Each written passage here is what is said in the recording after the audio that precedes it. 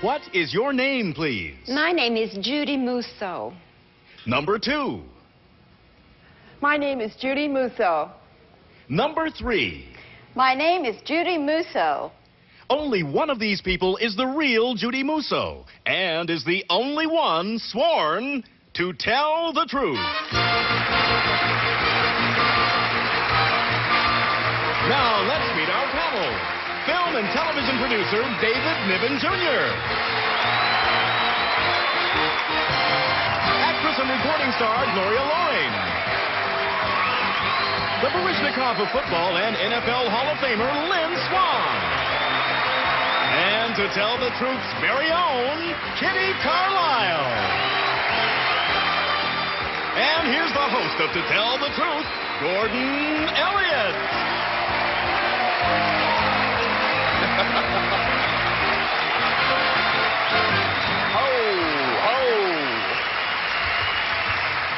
Thank you and welcome, and panel, you look fantastic. What have you been doing since I've last seen you, Kitty? Oh, I've been to Barbados.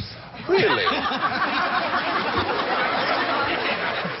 How was Barbados this time of year? It's a wonderful summer resort, but don't tell anybody. Okay, we'll keep it nice and quiet. Now, David, way down there, what have you been doing in the last 24 hours? Oh, in the last 24 hours? Changing clothes so we can come back and play. A slow dresser. All righty. Okay, well, let's get started with our first team of challengers, all three of whom claim to be a woman called Judy Muso. And here is her story. I, Judy Muso, walked with a young man on a moonlit beach 32 years ago and fell in love.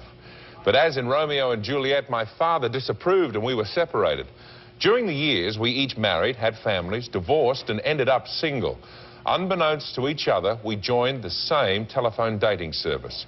We were mutually attracted by our voice recordings and made arrangements to meet, but never dreamed we had known each other in the past. Although our names had changed, we recognized each other immediately.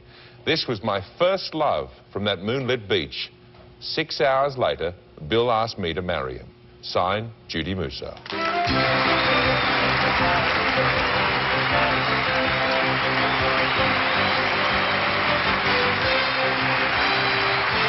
Welcome, you romantic ladies.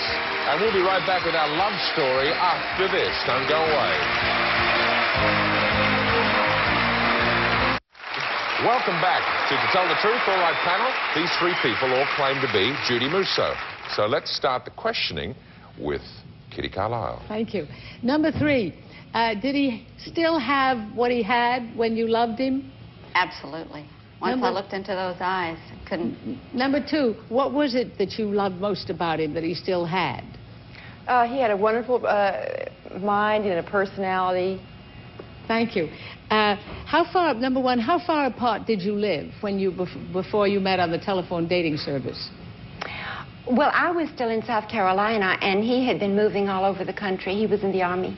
Thank you. And number 3, why did you join a telephone dating service? Well, my daughters kind of talked me into doing it. Well, Lynn, your turn. Okay, number 2, where was that beach? The beach was in San Diego, in back of the Hotel Del Coronado. Number 3, what was it about him that your father didn't like? Well, he was a merchant marine at the time, and also he was 11 years older than I was. Number 1, what did you say in your dating service tape recording? Just talked about the things that I like to do and my hobbies. Number 2, did he have any of the same old hobbies he had back then? Yes, he did.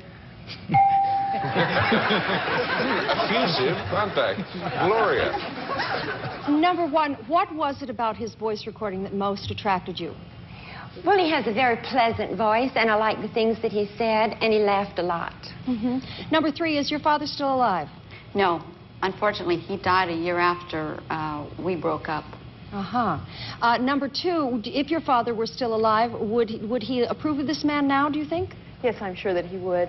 Okay. Number 1, when will you be married? September the 1st. Okay. Oh, boy. Good questions, Gloria. David Niven. Well, you've all asked most of the questions that I wanted to ask. It's very unfair sitting here in the end. Now, number 1, have you been back to Del Coronado, the beach that off of Del Coronado where this romance took place? My beach was, the beach where I was with him was Charleston, South Carolina. Folly Beach. Ah, all right. Number 3. Was Keep it going, David. Were you in South Carolina? Was it South Carolina or Del Coronado? I've never been in South Carolina or Del Coronado. This is very confusing. No.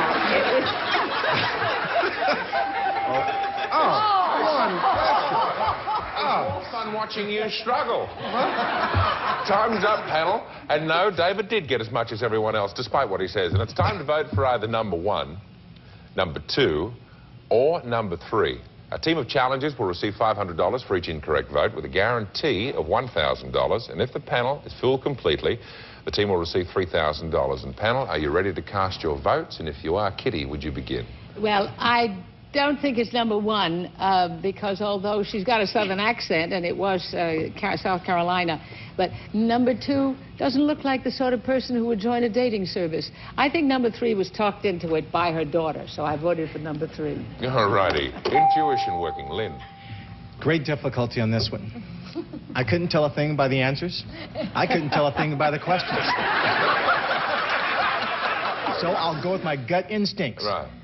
Number 1. Okay. Very good. All righty, Gloria. I found that number 2 seemed to falter and not be sure of the information. Number 3, just the whole idea of her daughters talking her into, I agreed with Kitty, and just her whole joy and even speaking of the subject. I don't know, she must be a very good actress if it's not her. Okay, David. I think all those reasonings were very good, panel. I, on the other hand, didn't buy the South Carolina business, and nor number 3's 11-year difference, rather. And I think Del Coronado is a really romantic place, so I'm going to vote for number 2. Okay, David, there you go. I was convinced somewhat by being kissed by a merchant marine. Have you ever been kissed by a merchant marine, Lynn? No, I haven't. Actually, it's changed my life, and it may have changed hers also. Okay, so let's find out who the real long-lost love is. Will the real Judy Muso please stand up?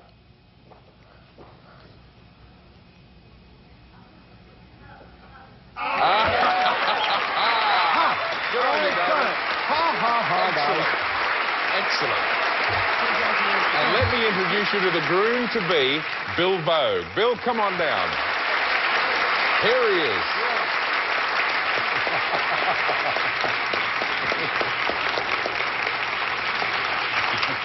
Bill,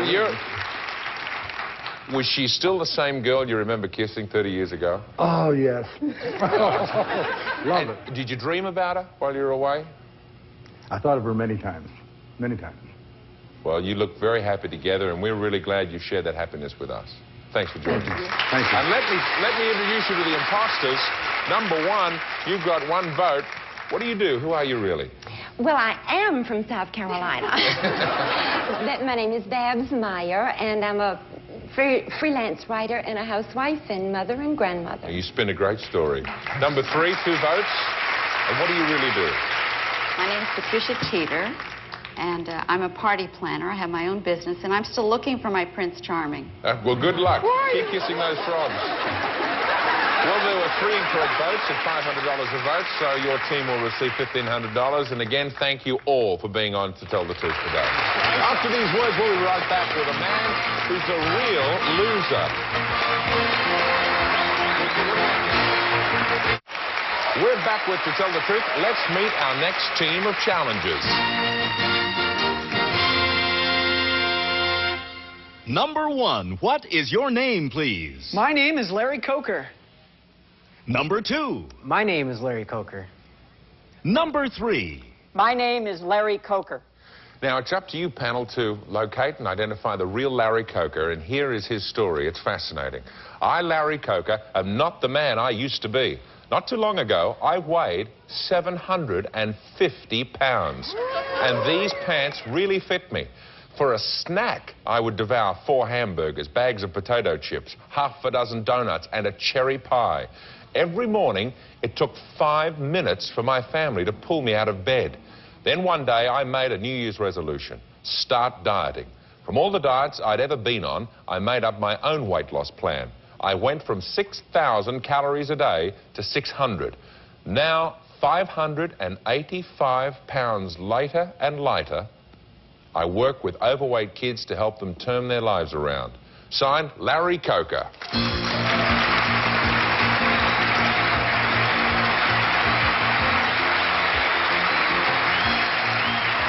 Welcome, challengers. Good luck, and we'll start the questioning with David Niven Jr. Thank you. Number one, what is the waist size on those pants you have there? 66. Is that the same for you also, number three? These are 66. All right. It took 5 minutes for your family to pull you out of bed. How long did it take them to put you into bed? Number two. I could put myself into bed, but it was the getting out that was hard. It was tougher. Number one, do you drive a car? No. Number three, I don't know anybody who's ever weighed that much because my scale doesn't go up that high. What scale did you use, the maker of your scale, so you knew you weighed that much? When I was at my highest, I had to be weighed on a truck scale. Oh, golly goodness. Gloria.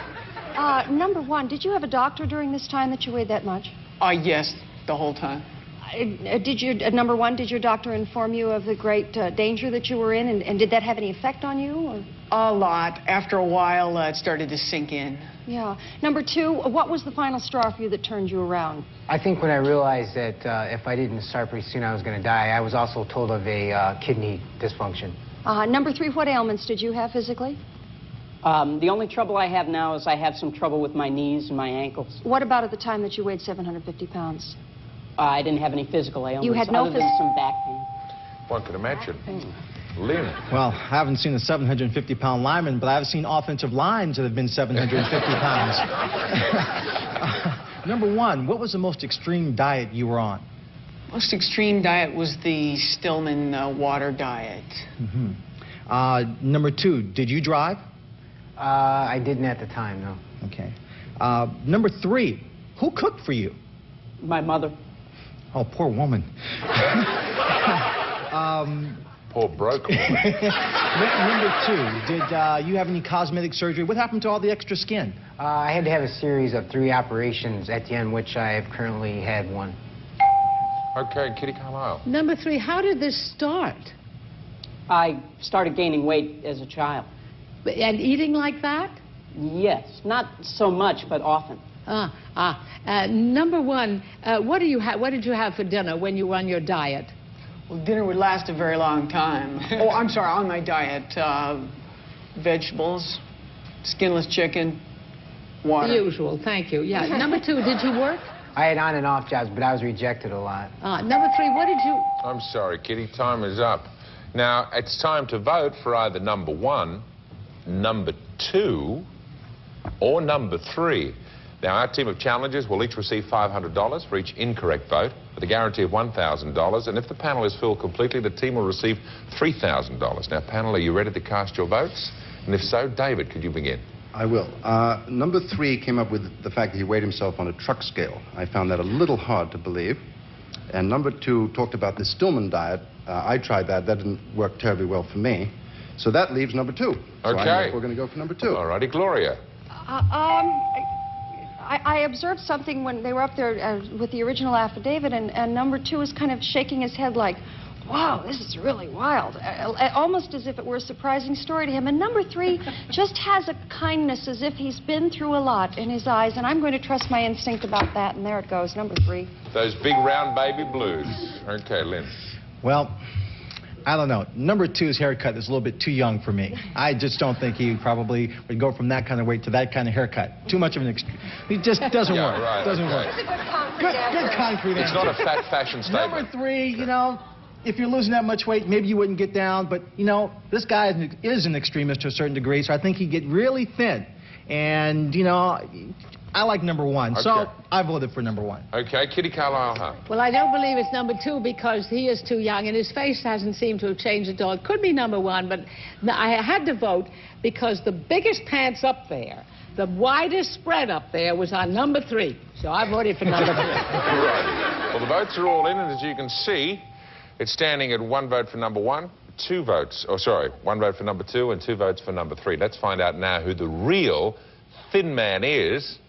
Will the real Larry Coker please stand up?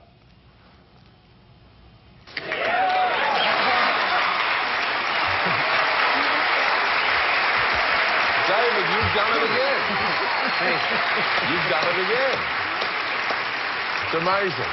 Now, let's have a look at a picture when Larry weighed 640 pounds. Now, think he's already lost 110 when this picture was taken. And what he looks like now. Let's have a look at that shot. Isn't it amazing? Now, Larry...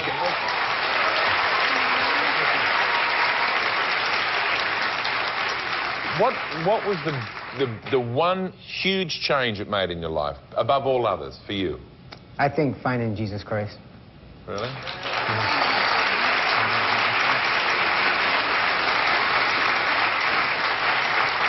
And one would imagine a girlfriend at the same time. I had a good haircut. Okay. Okay, let's find out who our imposters really are. Number one, you got one vote.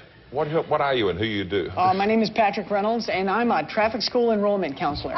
Really? You should be a game show host. I can't get these questions out. Number three. My name is R.W. Munchkin, and I'm a professional gambler.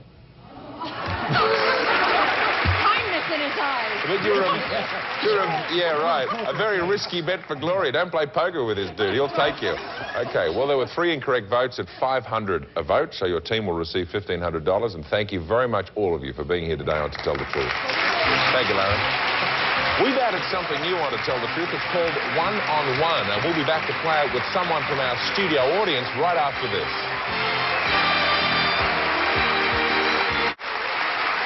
Welcome back to the show, and now it's time to play One-on-One with someone from our studio audience. Burton, who do you have for us today? Well, Gordon, let's meet Patricia Harrell. She goes by Pat, and she's from Beaumont, Texas. Hello, Pat. Hello.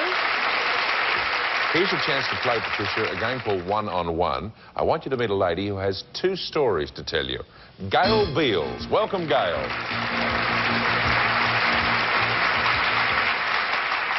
Now, Patricia, Gail is going to tell you 2 stories, only one of which is the truth.